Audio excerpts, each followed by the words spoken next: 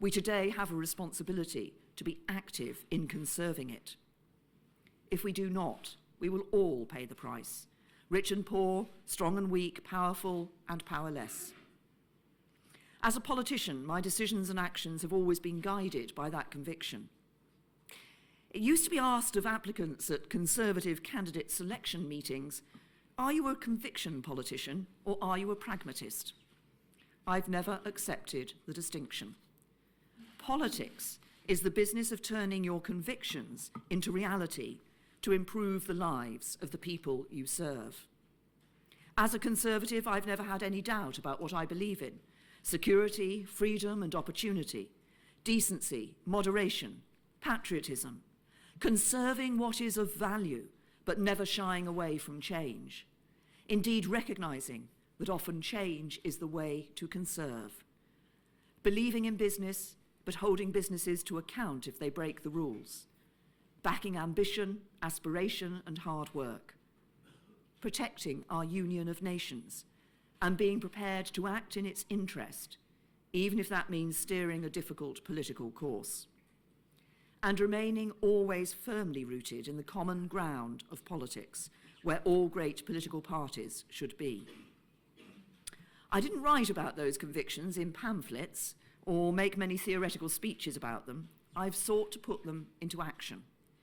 And actually getting things done, rather than simply getting them said, requires some qualities that have become unfashionable of late. One of them is a willingness to compromise. That does not mean compromising your values. It does not mean accepting the lowest common denominator or clinging to outmoded ideas out of apathy or fear. It means being driven by, and when necessary, standing up for your values and convictions, but doing so in the real world, in the arena of public life, where others are making their own case and pursuing their own interests, and where persuasion, teamwork, and a willingness to make mutual concessions are needed to achieve an optimal outcome. That is politics at its best. The alternative is a politics of winners and losers, of absolutes and of perpetual strife, and that threatens us all.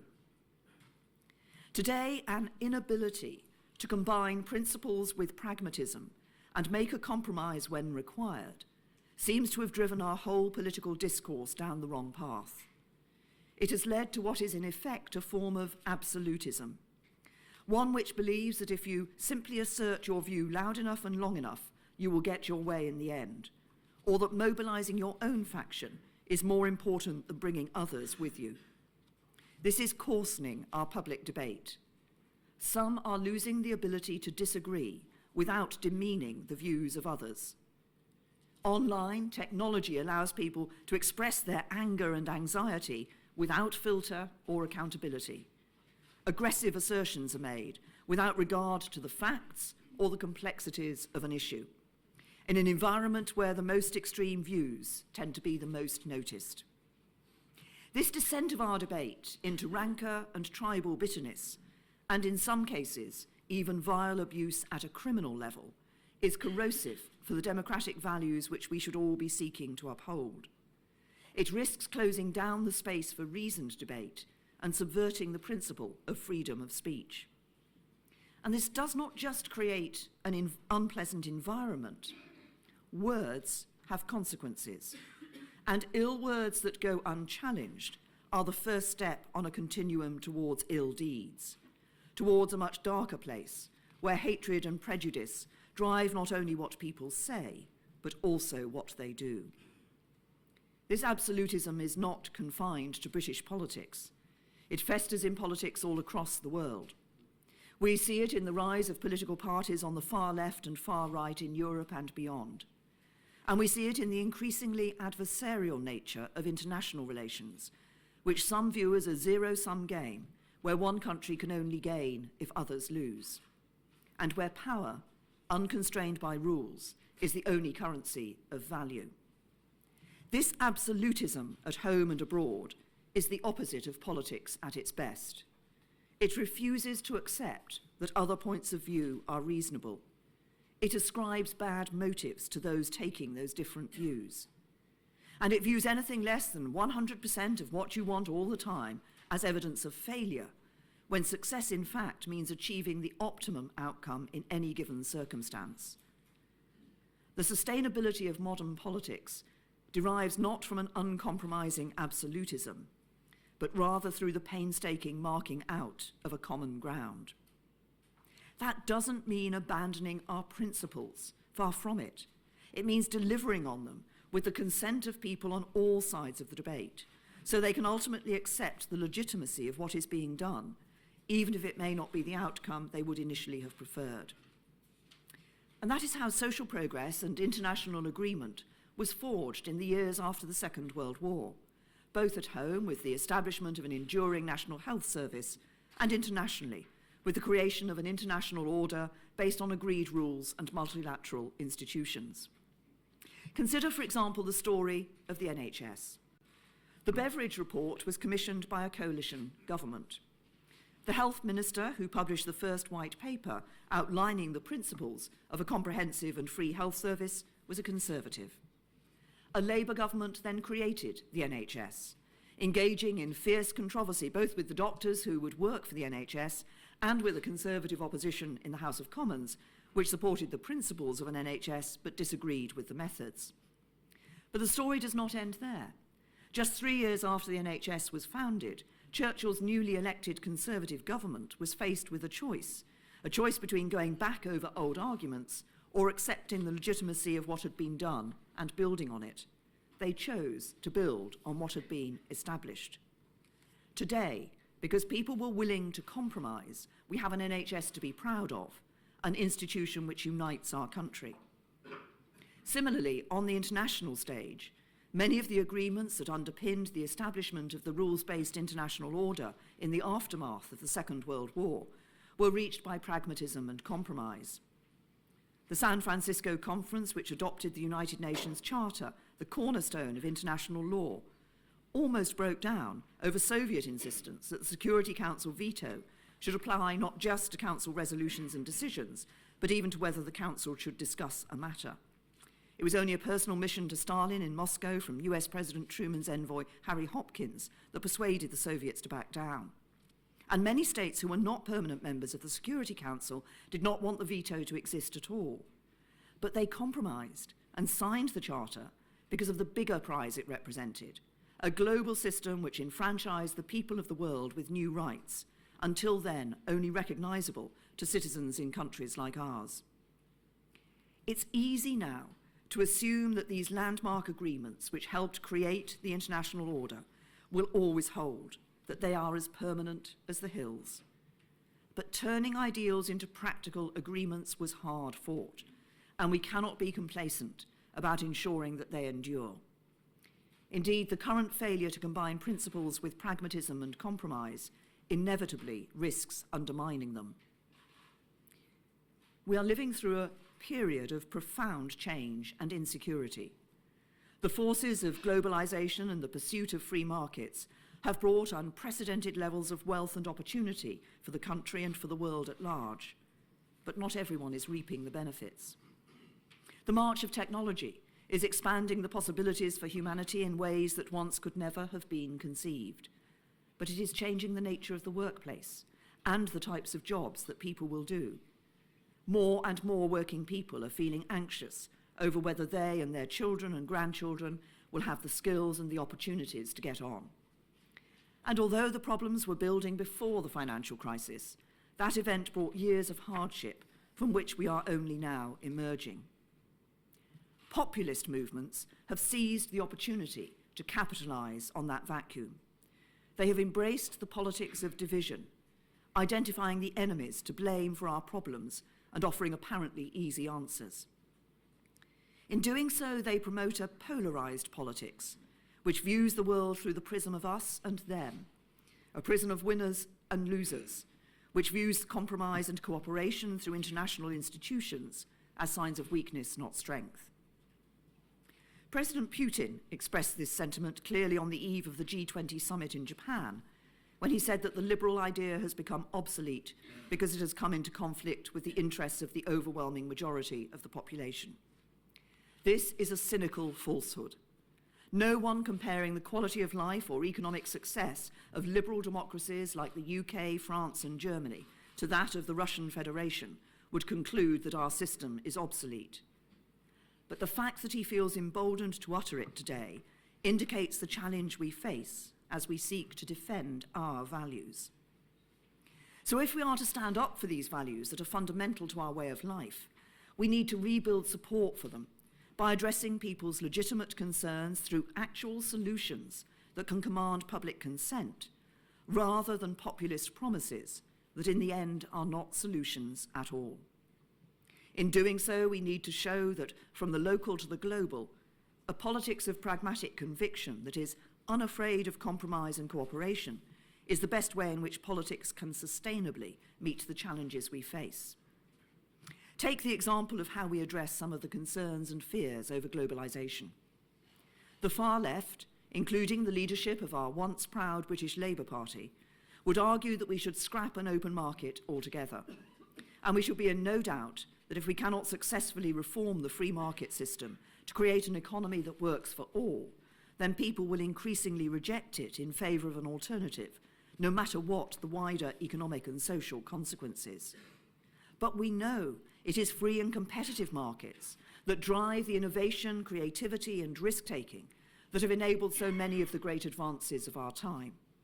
We know it is business that pioneers the industries of the future, secures the investment on which that future depends, and creates jobs and livelihoods for families up and down our country. And we know that free enterprise can also play a crucial role in helping to meet some of the greatest social challenges of our time, from contributing to the sustainability of our planet to generating new growth and new hope in areas of our country that have been left behind for too long.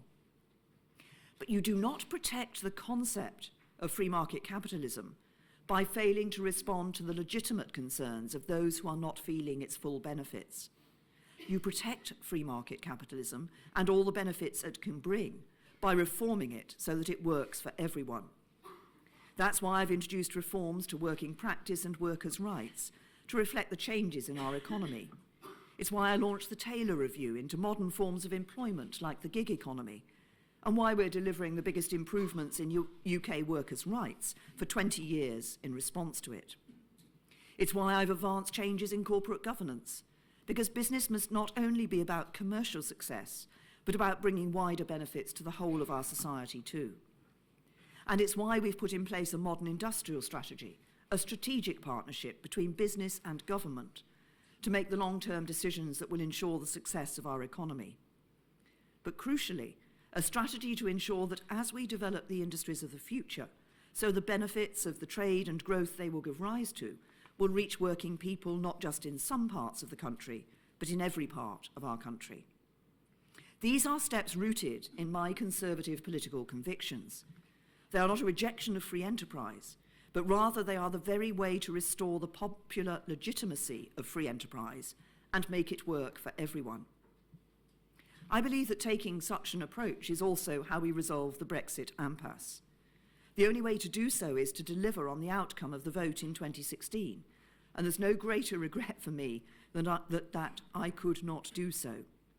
But whatever path we take must be sustainable for the long term, so that delivering Brexit brings our country back together. That has to mean some kind of compromise. Some argue I should have taken the United Kingdom out of the European Union with no deal on the 29th of March. Some wanted a purer version of Brexit, others to find a way of stopping it altogether. But most people across our country had a preference for getting it done with a deal. And I believe the strength of the deal I negotiated was that it delivered on the vote of the referendum to leave the European Union, while also responding to the concerns of those who had voted to remain. The problem was that when it came time for Parliament to ratify the deal, our politics retreated back into its binary pre-referendum positions, a winner-takes-all approach to leaving or remaining. And when opinions have become polarised and driven by ideology, it becomes incredibly hard for a compromise to become a rallying point. The spirit of compromise in the common interest is also crucial in meeting some of the greatest global challenges of our time, from responsibly harnessing the huge potential of digital technology to tackling climate change, and from preventing the further proliferation of nuclear weapons to upholding and strengthening international rules in the face of hostile states. During my premiership, the UK has led the way, both domestically and internationally, in seeking a new settlement which ensures the internet remains a driver of growth and opportunity, but also that internet companies respond more comprehensively to reasonable and legitimate demands, that they take their wider responsibilities to society more seriously. That's why we're legislating in the UK to create a legal duty of care on internet companies, backed up by an independent regulator with the power to enforce its decisions. We're the first country to put forward such an approach, and such a comprehensive approach, but it is not enough to act alone. Ultimately, we need a realistic global approach that achieves the right balance between protecting the individual freedoms of those using the internet while also keeping them safe from harm. And that also holds the key to further progress in the fight to protect our planet. Here in the UK, we've recently built on the 2008 Climate Change Act by becoming the first major economy to agree a landmark net zero target that will end our contribution to climate change by 2050. Of course, there were some who wanted us not just to make that net zero commitment, but to bring it forward even earlier. And there are others who still question the science of climate change or the economic costs of tackling it. But we were able to come together to agree a target that is supported across the political spectrum, across business and civil society, and which is both ambitious and also deliverable. Just as the nations of the world were able to come together and agree the historic Paris Agreement of 2015, a settlement which, if unravelled, would damage us all and our planet. And just as we seek to protect the hard-fought Paris Climate Agreement, so I also believe we must protect the similarly hard-fought JCPOA, the nuclear deal with Iran, whatever its challenges. Once again, it took painstaking pragmatism and compromise to strike that deal. Of course, there are those who fear a reduction in sanctions on a country that continues to pursue destabilising activity across the region, and we should address that activity head-on. But whether we like it or not, a compromise deal remains the best way to get the outcome we all still ultimately seek, to prevent Iran from acquiring a nuclear weapon and to preserve the stability of the region. Being prepared to compromise also means knowing when not to compromise, and when our values are under threat, we must always be willing to stand firm. Just as we did when Russia deployed a deadly nerve agent on the streets of Salisbury, and I led international action across the world to expel more than 100 Russian intelligence officers, the largest collective expulsion of Russian intelligence officers in history. We are here today at St. James's Square, the location from which Dwight Eisenhower led the planning for D-Day. It was standing on the beaches of Normandy with other world leaders last month, remembering together all that was given in defence of our liberty and our values, that most inspired me to come here today to give this speech. Eisenhower once wrote, "People talk about the middle of the road as though it were unacceptable. Things are not all black and white. There have to be compromises. The middle of the road is all of the usable surface. The extremes, right and left, are in the gutters."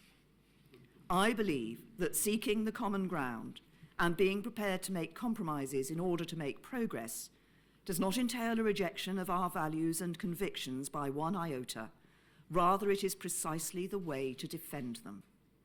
Not by making promises you cannot keep, or just by telling people what you think they want to hear, but by addressing the concerns people genuinely hold and showing that cooperation, not absolutism, is the only way to deliver for everyone. For the future, if we can recapture the spirit of common purpose, as I believe we must, then we can be optimistic about what together we can achieve. We can find the common ground that will enable us to forge new, innovative global agreements on the most crucial challenges of our time, from protecting our planet to harnessing the power of technology for good. We can renew popular support for liberal democratic values and international cooperation. And in so doing, we can secure our freedom, our prosperity, and our ability to live together peacefully now and for generations to come. Thank you.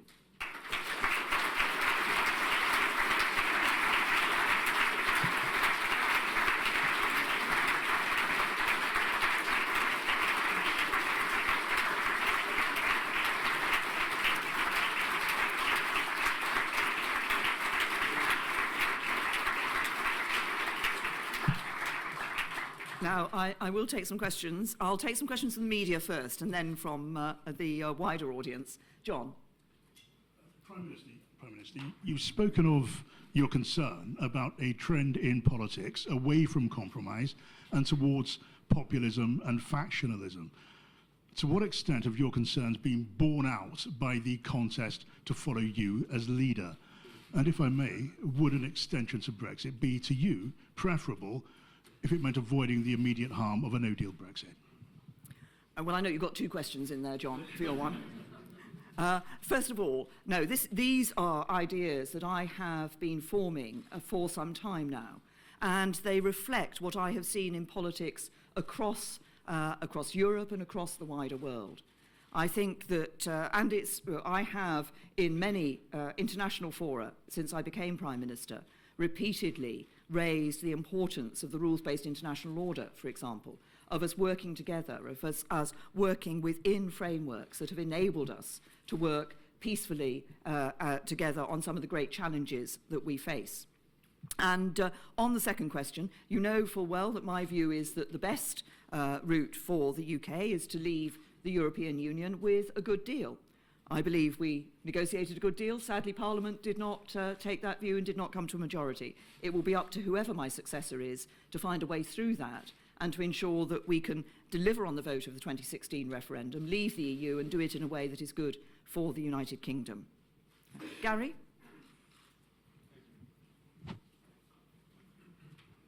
Thank you, Prime Minister. Can I just ask you a couple of quick ones, if I may? Philip We're Hammond, all counting. Philip Hammond has just said in a tweet that he's terrified of people who look like they could be close to the next administration who think that no deal brings with it no short-term or medium-term losses, only gains. Do you share that terror? And could I ask you another one on the broader point of what you've been saying here? Do you bear any responsibility yourself for some of the corrosive language which you were attacking in your speech? I'm thinking of attacks on political elites, citizens of nowhere, and maybe glib language like red, white and blue Brexit. When you look back over the 3 years as Prime Minister, is running through a wheat field still the naughtiest thing you ever did? I have to think, I think one of the silliest things I ever did was answering that question. But there we are. And I think that was 3 questions actually, rather than the 2 you promised us. But there we are. On the first point that you made, as I've just said in response to John, I've consistently said that I believe that the best route through for the UK is for us to leave the European Union with a good deal.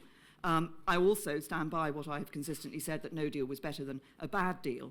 But I think we had a good deal. It will be but Parliament wasn't willing to come behind that with a majority. It will be for whoever succeeds me to find a way through that. And I believe that the aim must still be to leave, i.e. to deliver on the vote of the referendum, but to do so in a way that is in the national interest. On the issue of language, look, has every sort of phrase I used always been as perfect as it should be? No. I mean, there will be phrases that people will have both interpreted in different ways from what was intended, but in overall sense, what I'm saying is that what we now see, and I've seen it developing over time, is a coarsening of the language in our political debate. And I worry, I mean, to take it to, if you like, one sort of further end of the spectrum, the way in which, for example, we have seen, often particularly female MPs, being attacked. You know, people have been charged with criminal offences for the abuse, the bullying, the harassment that they have given to female MPs because of particular views that they have held. And has happened to some male MPs, that sort of abuse, and to others. And I think what we need is to ensure that our political debate, people have different opinions. People want to deliver things in different ways. But let's have proper and reasoned debate about those. Yes, let's make clear why we disagree with people. But don't get into the stage, which we see all too often, of ascribing bad motives to somebody who happens to disagree with you or about the way to do something. Rowena?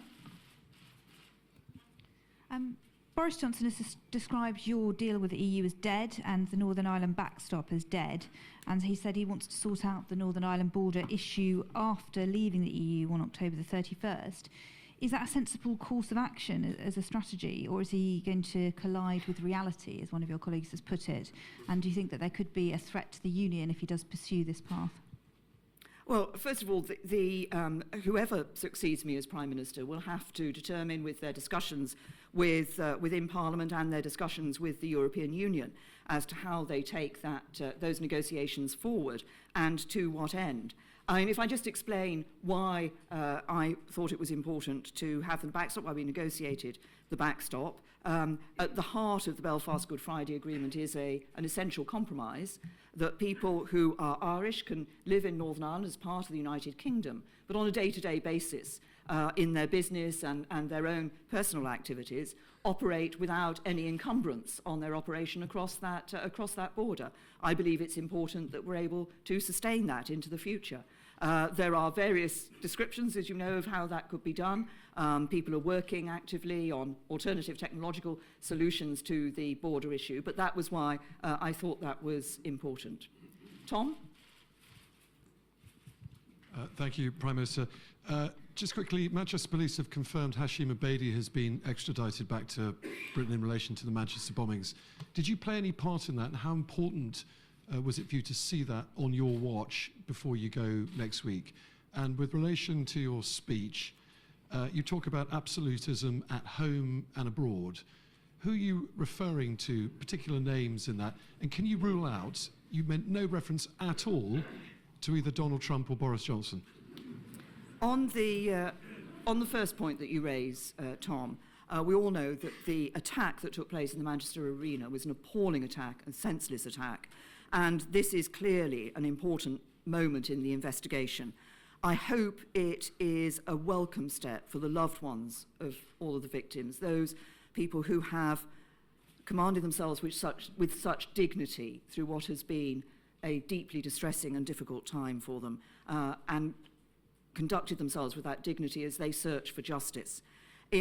I want to thank all of those who've worked so hard to come to this point, and no doubt will continue to work hard. I think what we all now need to see is to see that all involved in this case are able to see that case progress and that case brought to the courts.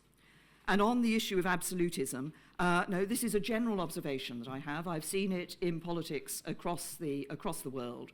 And I think I wanted to speak about it today because I think it is important that we try to bring debate generally back into a more reasoned area so that people, as I've just said, people holding different views can have serious debate and discussion with each other. They may continue to disagree, but actually having that serious and reasoned debate is an important part of our politics, and that is when politics can be at their best and can actually deliver for people. Now I'll take some questions from the rest of the audience. There's one right at the back there.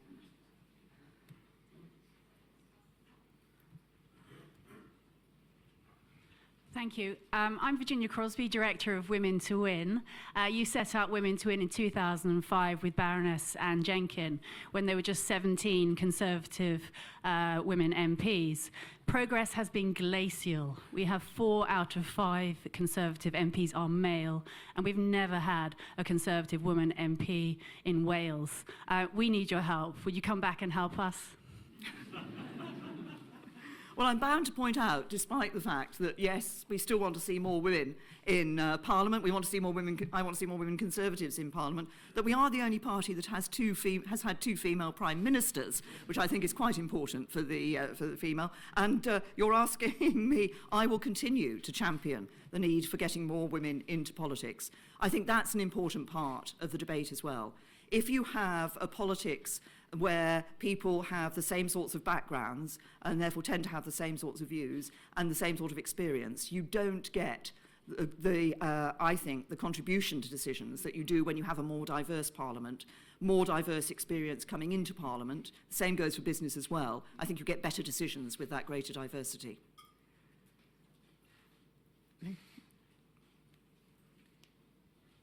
I'm Saori Sugeno from Japanese Investment Bank, from Daiwa Securities, second largest investment bank group in Japan.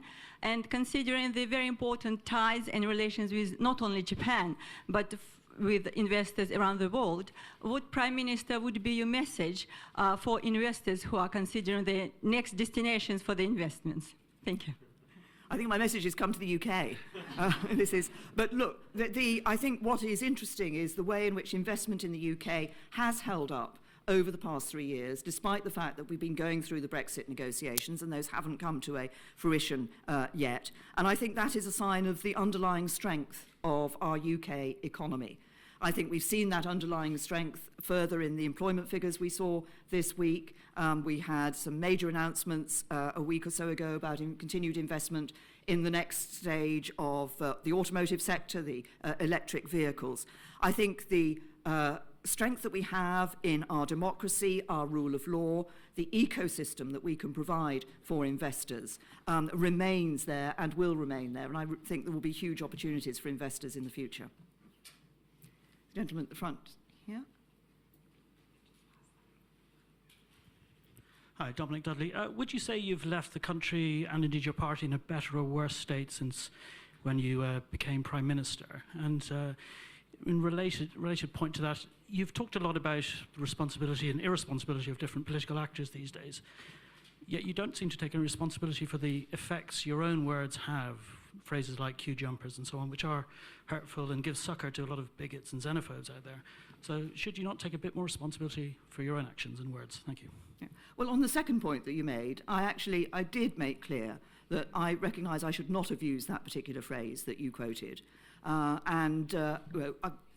Yes, I shouldn't have used it in the first place, but I made clear that I recognise that after the event. We do all. I mean, I've said in answer to, sometimes I don't claim that I get every single phrase I use right, but I think we all in politics do have to think carefully about what how we express things and about the degree of debate that we have and the type of debate that we have. On the question of the party in the country, I mean, I'm disappointed. As I say, it's a matter of deep regret to me that I haven't managed to get Brexit over the line. I think that the overwhelming view of the public in the UK is that they just want it to be done and us to be able to get on to the next stage, if you like, of the country's life. And there are huge opportunities for us, as I've just said, once we deliver Brexit. So I'm deeply disappointed that I haven't been able to deliver Brexit. And look, you know, I did everything I could to do that. I put my own job on the line in order to do that. I was told that if I said I would stand down, then the votes would come behind the deal. I said I'd stand down, and I'm doing so. The votes didn't come. That's politics. But I tried everything I could to ensure that we got that over the line because I thought it was right for the United Kingdom, and that's what's driven me, the national interest. And if you look at the Conservative Party today, we have rising membership, we have particularly more younger members coming into the party, so I think there is a strength there in the party across the country, which I'm very pleased to see. I'll take another question, perhaps right at the back, the gentleman there. Hello, Prime Minister. I'm Shao from Chinese Embassy. During your tenure of office, you have been developing relations with China, but at the same time, there are some also disputes concerning like Hong Kong or Huawei, etc. So what's your advice to your successor when they deal with China? Well, First of all, I would say that the relationship that we've been developing with China has been an important one. And we see that. I was very pleased to take a trade delegation to China to see further investment coming into the UK, but also British companies. We were able to get some extra markets in China opened up for British companies, which is important. There are issues on which, though, we need to be very clear with China. And the continuation of the joint declaration in relation to Hong Kong is one of those. That declaration continues to be in force. And we would say to China that it needs to be abided by, it needs to be respected, and continue to be respected. So, in a sense, it's like all relationships. I mean, we look to develop those economic ties, but we also are very clear when we feel that there are messages that we need to give, and I'm sure that will continue into the future. Now, I said that was the last question, but actually I think I probably ought to allow Robin the last question. Thank you very much, Prime Minister. And I think I would say on behalf of all of the members of Chatham House who are here, we're very pleased that you would come here, share these last thoughts with us. As you said, your last major speech, likely to be, so we appreciate it very much. And as I said, we hope to be able to welcome you back. One question, the United States has come up, but maybe only tangentially, and you spoke in particular in your speech about the importance of the rule of law, multilateralism. The UK relationship with the US has been one of those pillars holding that particular rules-based order, to use the phrase, together. How concerned are you, to be frank, about the future of the United States that is worried about itself and its own future, that has quite a tribal and polarized debate internally? If White House is difficult to convince in these areas, you've done a lot of work with the Congress. Your first visit before seeing President Trump was to visit the congressional Republicans in the Senate. How do you think your successors should be handling this relationship at this critical time? Well, the first thing I would say is that a special relationship we have with the United States remains, and that is there regardless of who sits in number 10 or who sits in the White House. And of course, at its core is that the strongest and deepest security and defence relationship that we have around the world. And that has been a bedrock of NATO, it's been a bedrock of maintaining peace in Europe, and it will continue to be that for the future. And as we look at the question of multilateral institutions, and yes, I mean, I quoted, obviously we've had the example of the Paris Agreement with the US pulling out of that. I consistently say to President Trump, I hope one day the US will go back into the Paris Agreement. And we've had a disagreement about the JCPOA, and we continue with France and Germany to work to maintain the JCPOA, because we believe that is an important part of stopping Iran from getting those nuclear weapons.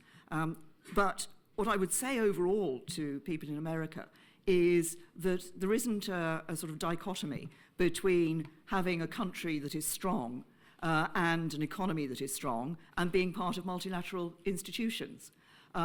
Indeed, it is, the two are, I'm going to say, sort of symbiotic, but you can, being part of a multilateral institution, being part around the world of a framework of rules that operates, can be an important part of helping countries to maintain their strength and the strength of their economies.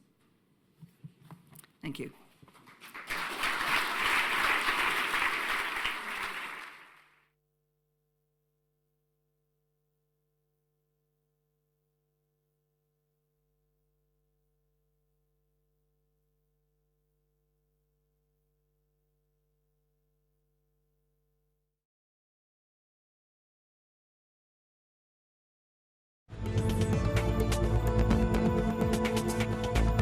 A measure of justice for the country of Mexico, whose institutions were corrupted for decades by Mr. Guzman and the Sinaloa cartel. It also is indicative of the fact that the federal government